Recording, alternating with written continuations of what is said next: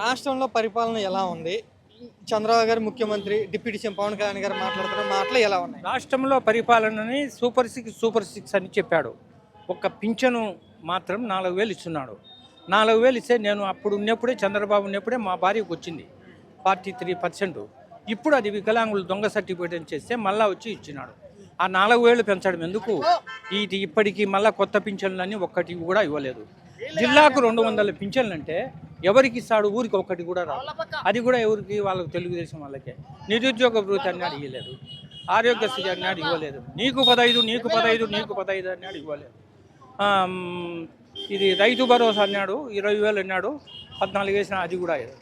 Gas సిలిండర్లు 3 free అన్నాడు, కొందరికి 2 పడినాయి, కొందరికి రూపాయలే, అవి కూడా పడలేదు. నేను అన్నీ చేసిన మళ్ళీ ఏమంటే నాకు అసలు ఇది బాగలేదు, నాకు పనులు తిరుగుతున్నాయి, ఈ డబ్బులు లేవు, నేను ఏం చేస్తూ ఇది అని అంటాడు. మరి అటువంటిప్పుడు ఓట్ల లాభ కోసమే ఇవన్నీ తప్పుడు ప్రచారం చేసి నేను చేస్తానని చెప్పి మభ్యపెట్టాడు.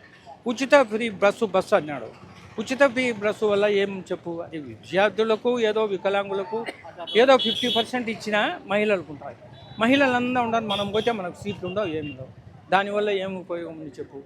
వాలంటీర్లు ఉన్నారు, 5,000 ఇస్తాను, నేను 10,000 ఇస్తానన్నాడు. ఈ 10,000 ఏముంది?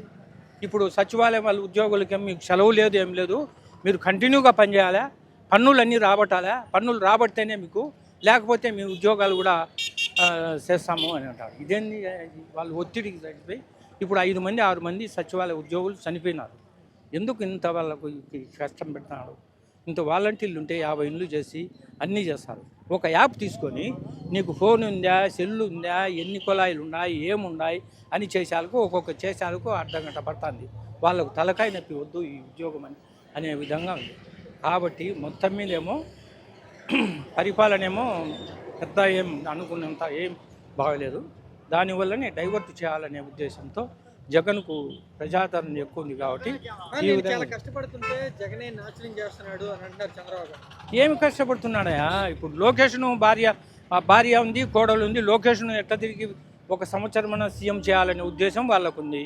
ఆయన నేను వయసు వస్తుంది, నువ్వు పోతే ఇంకా ఇది పార్టీనే ఉండదు కాబట్టి అని వాళ్ళు ఒత్తిడి చేస్తున్నారు, భార్య కోడలు అంతా.